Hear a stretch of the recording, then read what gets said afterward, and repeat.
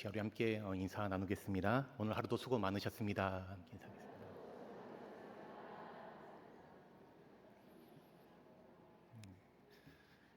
무더운 날씨 가운데서도 여러분 한 분 한 분 각자의 또 삶의 자리 가운데 또 수고 많으셨습니다. 오늘 예배를 통해서 하나님께서 또 많은 또 은혜와 또 평강을 주시기를 간절히 소망합니다. 그 목회 데이터 연구소의 그 최근 그 설문조사를 보니까 이런 내용이 있었어요. 이 개신교인과 비개신교인, 개신교인과 비개신교인 이 두 그룹 모두에게 돈이 곧 성공이라고 생각하십니까? 라고 그 질문을 했을 때에 비개신교인 92%가 그렇다라고 응답했습니다. 그런데 개신교인의 응답을 보니까 개신교인도 90%. 그러니까 돈 있는 사람이 성공한 사람이다라고 하는 그런 인식에 있어서 개신교인이든 비개신교인이든 전혀 차이가 없다는 그런 결과를 보게 됩니다.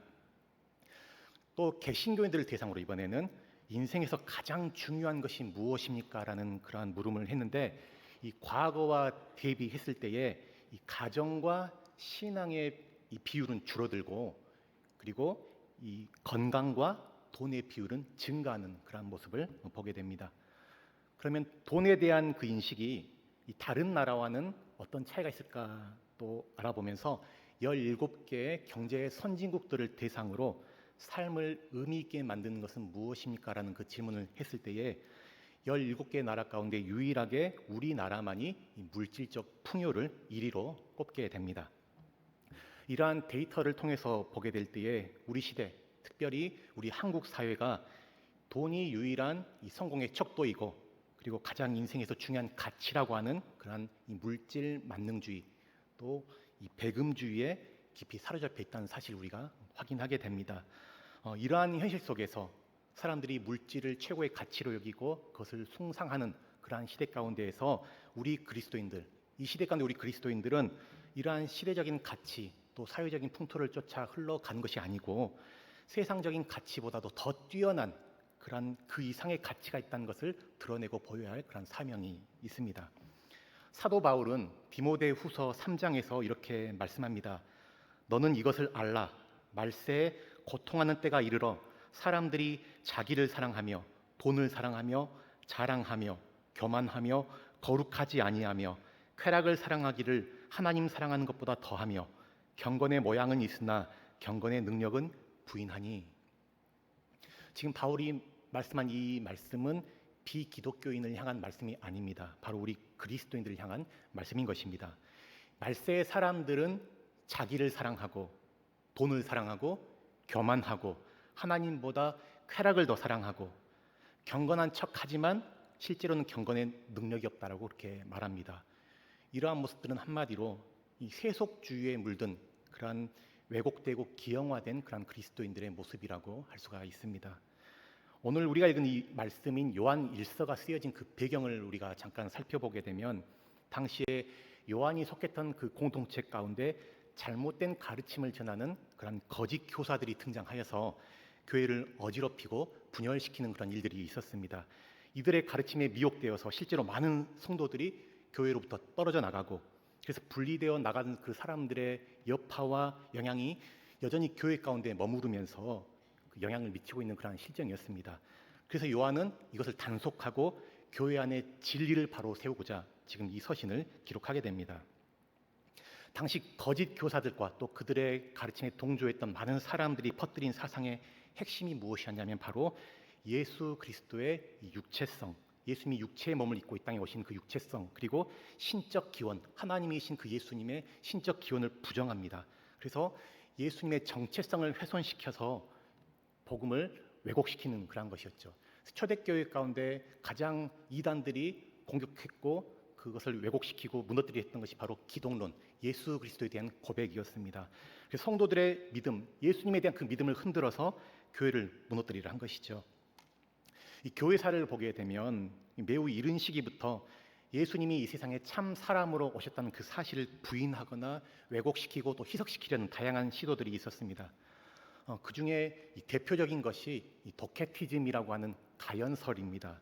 이 가연설은 예수님이 진짜 사람의 몸을 입고 이 땅에 오신 것이 아니라 이 가짜로 가현했다는 것이에요. 마치 사람이 된 것처럼 행세했다고 그렇게 주장합니다. 그래서 예수님이 사람처럼 보이지만 실제로 사람이 아니기 때문에 물 위를 걷는 것이 가능한 것이고, 또 예수님이 진흙 땅을 밟고 지나간 그 자리에는 예수님의 발자국이 남지 않는다고 그렇게 주장합니다. 또 케린투스 혹은 세린투스라고 하는 그 이단이 있었는데요. 이 케린투스 이단은 인간 예수와 또 신적 존재인 그리스도를 분리시킵니다. 그래서 인간 예수가 요단강에서 세례 요한에게 세례를 받을 때에 하늘 문이 열리고 하나님의 성령께서 비둘기처럼 그 위에 임하실 때에 인간 예수 위에 신적 존재인 그리스도가 임했다라고 그렇게 주장하는 것이죠. 그리고 예수께서 십자가 지실 때, 십자가 달려 고난 당하실 때 그때 신적 존재인 그리스도가 인간 예수를 떠났다라고 그렇게 말합니다. 그래서 예수님이 십자가상에서 나의 하나님 어찌하여 나를 버리셨나이까라고 그 말씀하신 것, 그것은 영적 존재인 그리스도가 인간 예수에게서 떠났다는 그것을 지금 묘사하는 것이라고 주장하는 것이죠. 그래서 신적 존재인 그리스도는 실제 십자가의 그 고난, 그 고통에 참여하지 않았다고 그렇게 말합니다. 그런데 이러한 사상들의 그 배경, 그 바탕에는 당시에 그 헬라의 대표적인 사상이었던 영지주의가 깊게 뿌리하고 있습니다. 영지주의라는 것은 쉽게 말해서 물질은 악하고 영은 선하다는 그 이원론을 주장하는 사상이 바로 영지주의입니다. 영지주의에서는 물질은 악하고 오염됐기 때문에 이 신이신 하나님이 사람이 되어 온다는 것, 물질이 되어서 온다는 것은 있을 수가 없는 일이었던 것이에요. 영지주의에서는 특별히 영적 지식을 매우 중요시하는데 영적 지식을 통해서 구원을 이룰 수 있다라고 그렇게 주장을 합니다. 그래서 영지주의적인 신앙에 의하면 우리가 구원을 얻는 것은 예수가 우리의 영적 구원자, 우리의 영혼의 구원자라는 그 사실을 믿기만 하면 된다라는 것입니다. 예수가 우리의 영혼을 구원하고 우리의 영적인 우리의 상태를 구원하는 그 존재라는 사실만 믿기만 하면 구원에 충족한 것이지 굳이 예수처럼 그의 삶과 행적을 쫓아서 그대로 살 필요가 없다는 것입니다. 예수는 우리의 경배의 대상이고 숭배의 대상이고 우리가 우러러보며 우리가 높이고 찬양할 그런 대상일 뿐이지 우리가 실제로 그분을 따라서 살아야 될 삶의 본으로서의 그런 대상이 아니라고 그렇게 주장하는 것이죠. 이러한 영지주의적인 사상이 오늘날 그런 이단이 우리 오늘 현대 사회에 나타나는 그 이단이 바로 이 구원파라고 할 수가 있습니다. 근데 이렇게 기독교 신앙에서 이 육체성과 물질성을 부인하게 되면 이것은 필연적으로 윤리적인 방종 그리고 이 제자도의 실종으로 이어질 수밖에 없습니다. 그래서 요한은 이런 가르침을 전하는 자들을 가리켜서 단호하게 적 그리스도다, 그리스도를 반대하는 자들이다라고 그렇게 일침을 놓습니다. 요한은 이 참된 기독교 신앙은 다른 게 아니고 이 삶으로서 증명되어야 한다라고 말합니다.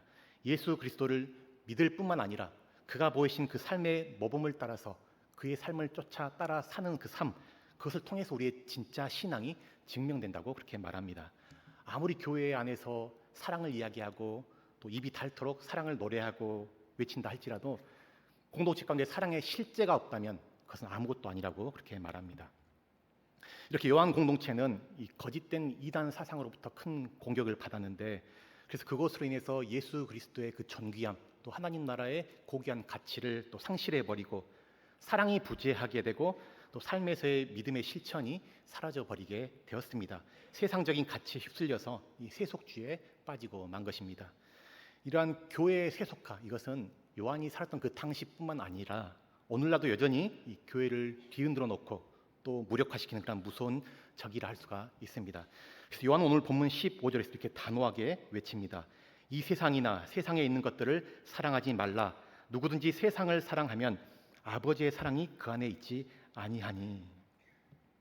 요한은 강력하게 이야기하는 것이에요. 이 세상이나 이 세상에 있는 것들을 사랑하지 말라.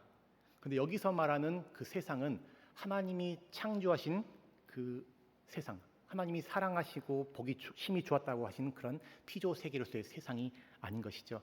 요한복음 3장 16절에서는 하나님이 세상을 이처럼 사랑하사 독생자를 주셨으니라고 말씀합니다. 그래서 여기서 말하는 그 세상이라는 것은 요한이 말하는 세상은 하나님이 창조하신 그 창조 세계로서의 그 세상이 아니라 타락한 그 인간 본성을 따라서 하나님을 대적하는 모든 사상과 철학과 가치관, 그 삶의 방식과 체계, 그 모든 것들을 총칭하는 그러한 표현이라고 할 수가 있습니다. 요한은 우리 마음에서 하나님에 대한 사랑을 빼앗고 침탈하는 그 세속성, 세속주의를 강력하게 지금 경고합니다. 우리가 하나님을 전심으로 다해서 우리 마음이 있다면 우리 마음에 전심으로 우리 마음 가득 하나님을 사랑하고 정말 하나님을 그분을 힘을 다해서 뜻을 다해서 우리의 의지를 다하여 그분만을 사랑해야 되는데 우리 안에 이 하나님을 온전히 사랑하지 못하게 하는 그 가로막는 방해 요소가 있다는 것이죠. 그것이 바로 우리 안에 있는 이 세속적인 욕망을 추구하는 그러한 마음들, 세상적인 가치를 따라 살고자 하는 그러한 세속성이라 그렇게 말합니다. 그러면서 그는 구체적으로 이 세상에 있는 모든 것들의 특성에 대해서 세 가지로 정리하는데요. 우리 16절 말씀을 함께 읽어보겠습니다. 이는 세상에 있는 모든 것이 육신의 정욕과 안목의 정욕과 이생의 자랑이니 다 아버지께로부터 온 것이 아니요 세상으로부터 온 것이라. 육신의 정욕, 안목의 정욕, 이생의 자랑, 이것이 바로 이 세속적인 것들의 특성입니다. 여기에 대해서 마틴 로이드 존스 목사님은 이렇게 해설을 하는데요. 육신의 정욕은 주로 몸의 욕구를 채우는 것을 의미하며 안목의 정욕은 외모와 거칠애와 화려함을 숭배하는 것을 의미하고 이생의 자랑은 세상에서의 웅장한 모양을 내고 큰 명성을 얻으려는 것을 의미한다.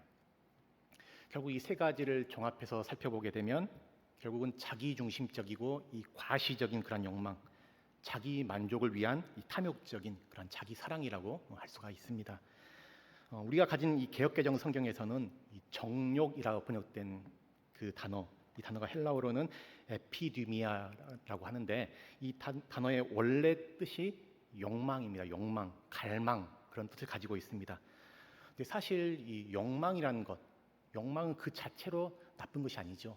욕망은 가치 중립적인 것입니다. 욕망은 하나님이 우리를 지으실 때 우리 안에 다 주신 것입니다. 그래서 살아있는 모든 존재는 무언가를 끊임없이 욕망하며 살아갑니다. 서양 근대 철학에 보게 되면 인간 존재를 증명할 때에 이 근대 철학의 아버지라고 불리는 데카르트, 다 들어보셨을 거예요. 데카르트가 이 코기토 에르고 숨, 나는 생각한다 고로 존재한다라고 해서 인간을 정의할 때에 인간은 생각하는 주체로서의 그런 존재, 그러니까 인간은 이성적인 존재라 그렇게 인간을 증명한 것이죠.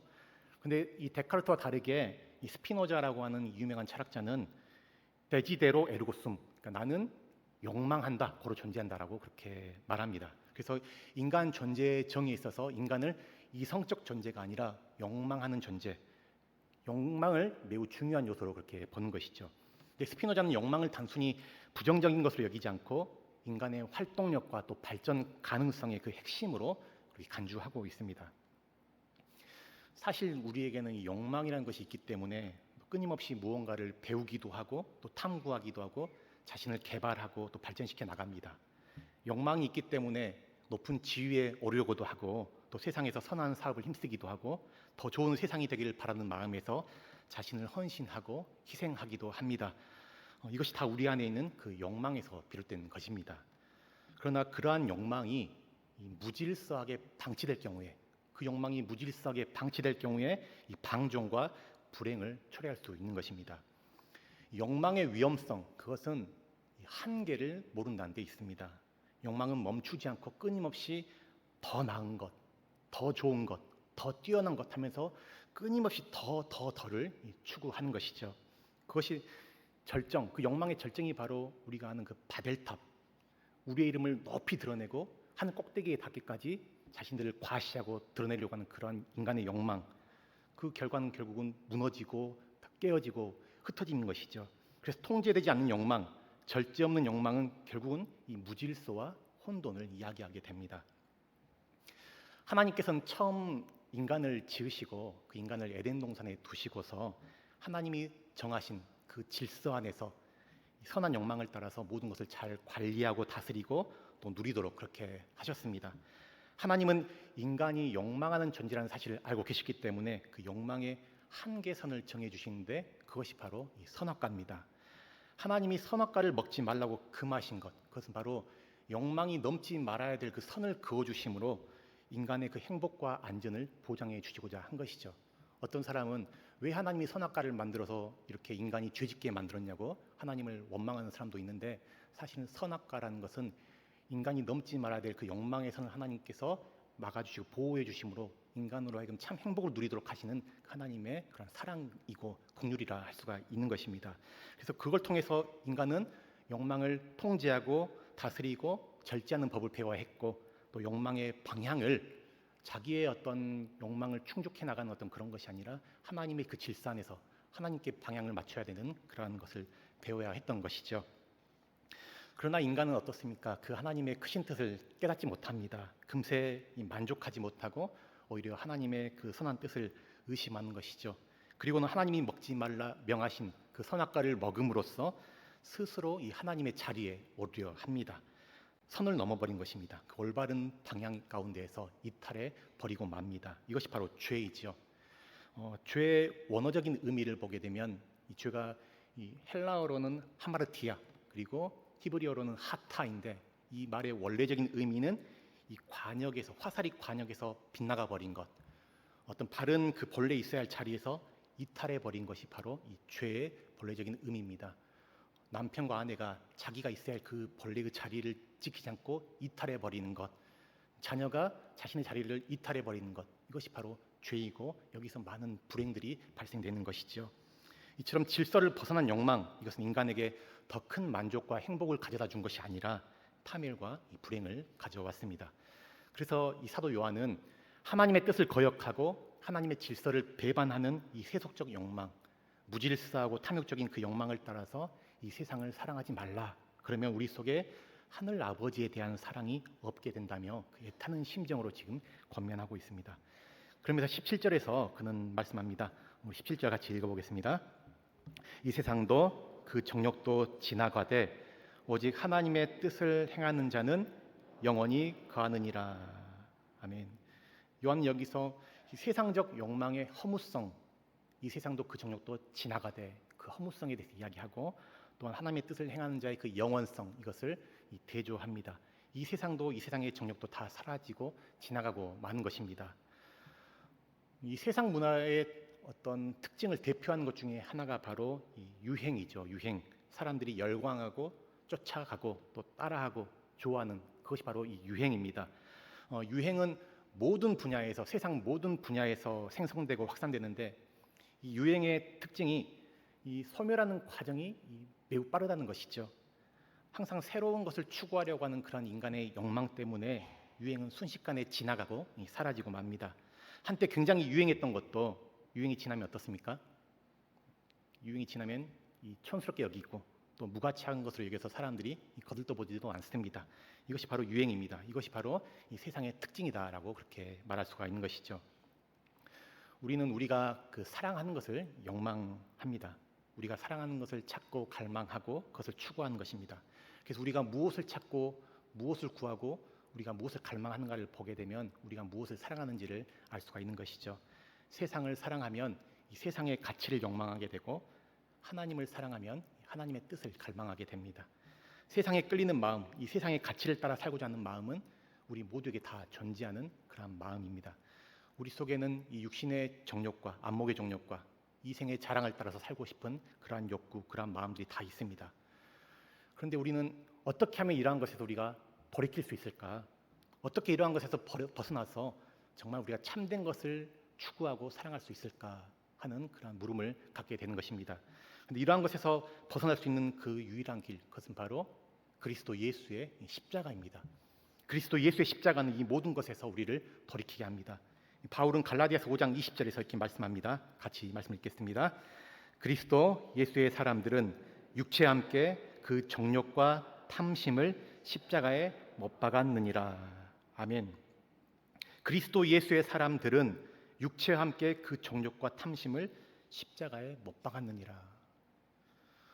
저와 여러분 모두는 그리스도 예수께 속한 사람들입니다. 우리는 하나님의 자녀, 하나님의 권속들입니다. 우리는 예수님의 십자가의 사랑을 통해서 이 세상 그 어디서도 경험할 수 없는 그 하나님의 큰 사랑과 은혜를 우리는 입은 사람들입니다. 그래서 우리는 예수님을 나의 구주, 나의 주님으로, 나의 주인으로 우리가 고백하고 그분을 따르기로 결단했습니다. 각자 여러분 나름대로 예수님을 인격적으로 만나고, 그래서 그분께 내 삶을 드리고 나의 참 주님, 나의 진정한 하나님이라고 고백하며 우리는 또 이 자리에 함께 있게 되는 것이죠. 예수님을 믿고서 이전에 내가 자랑으로 여기고 내가 가치 있게 여기던 그 모든 것들이 배설물처럼 여겨지고 이제는 정말 내 주 예수님을 아는 그 지식이 가장 고상하다는 그 사실을 우리가 알고 그분이 가신 그 길을 우리가 따라 걷기를 소망하게 되었습니다. 내가 주님께 받은 그 은혜의 크기를 알고 주님께 받은 그 사랑의 깊이를 아는 사람들, 그들은 결코 주님 외에 다른 것을 더 사랑할 수가 없고 어떤 것과도 이 주님을 바꿀 수가 없는 것입니다. 제가 이 신대원에 다니던 시절에 이제 신대원 이 과정 가운데 영성훈련 과정이 있는데 또 이렇게 몇 차례 또 2박 3일 뭐 또 며칠간 이렇게 또 수도원에 들어가서 영성훈련을 하고 침묵하면서 하나님 말씀 묵상하면서 기도하는 그런 시간을 갖게 되었는데요. 근데 그때 영성훈련을 받으면서 제 안에 평생 제 마음 깊이 품게 된 그 기도의 제목이 있습니다. 그것이 뭐냐면 우리 주 예수 그리스도를 더욱 친밀히 알고 사랑하고 더 가까이 따르게 하소서입니다. 우리 주 예수 그리스도를 더욱 친밀히 알고 사랑하고 가까이 따르게 하소서. 이게 제 영성훈련하면서 제 마음 깊이 심겨지게 된 저의 소원이고 또 제가 추구하고 제 안에 있는 그런 거룩한 갈망이라 할 수가 있습니다. 주님을 친밀하게 알고 정말 인격적으로 주관적으로 깊이 그분을 알고 그래서 그분을 사랑하고 그분의 마음을 또 받아서 정말 그분을 가까이 따르게 될 때에 우리는 이 세상을 다른 시각으로 바라보게 되는 것이죠. 이 세상을 세속적인 욕망의 대상으로가 아니고 그리스도의 십자가의 복음을 통하여서 변화시키고 회복시켜야 될 그런 선교의 현장으로 바라보게 됩니다. 인간의 탐욕과 이기심으로 인해서 병들고 고통하고 신음하는 이 피조 세계, 지금 기후 위기로 인해서 날씨가 굉장히 무덥고 자연 환경들이 다 어그러지는 이런 시대 가운데에서 정말 신음하고 고통하는 그 피조 세계의 음성 가운데 함께 애통하면서 이를 위해 기도하고 헌신하게 됩니다. 그리고 하나님의 형상대로 지음받은 사람을 어떤 도구나 수단이 아니고 하나님의 형상으로 바라보고 내 형제 자매 이웃들 그들 어떤 나의 경쟁의 대상, 쟁취의 대상이 아니라 내 이익을 얻기 위한 어떤 수단이 아니라 있는 그 자체로 그 존재 자체로 인정해주고 용납하는 정말 존재로서 사랑해야 될 그런 대상으로 바라보게 되는 것이죠.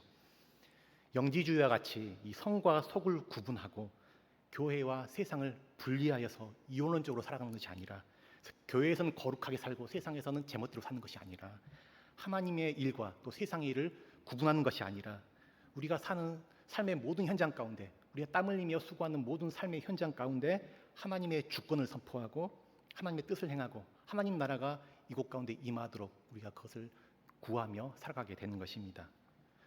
사도 바울은 말세에 사람들이 더욱 자기를 사랑하고 이 돈을 사랑하고 하나님보다 쾌락을 더 사랑할 것이라고 그렇게 말했습니다. 그러나 우리는 이러한 시대의 풍조와 세상의 흐름 가운데서 그러한 세상을 거슬러서 더욱 예수님을 사랑하고 십자가의 복음을 우리 가슴에 깊이 품고 우리가 세상을 섬기고 변화시키는 그 일에 우리 자신들을 헌신해야 할 줄로 믿습니다. 그래서 우리를 통해서 우리 한 사람 한 사람의 그러한 주님을 닮아가는, 주님 따라가는 그러한 모습들을 통해서 하나님 나라가 이 땅 가운데 임하고 확장하는 그 역사 가운데 우리가 함께 또 이루어가기를 간절히 소망합니다. 오늘 요한은 말합니다. 이 세상도 그 정욕도 지나가되 오직 하나님의 뜻을 행하는 자는 영원히 거하느니라. 사라지고 지나가는 이러한 세상의 정욕을 따르지 않고 영원한 하나님의 사랑에 우리가 굳게 붙들려서 이 세상 속에서 하나님 나라를 이루어가는 그 사명들을 우리가 충실히 또 잘 감당해가는 저와 여러분 그리고 우리 금호교회 귀한 공동체가 되기를 우리 주님의 이름으로 간절히 축원합니다.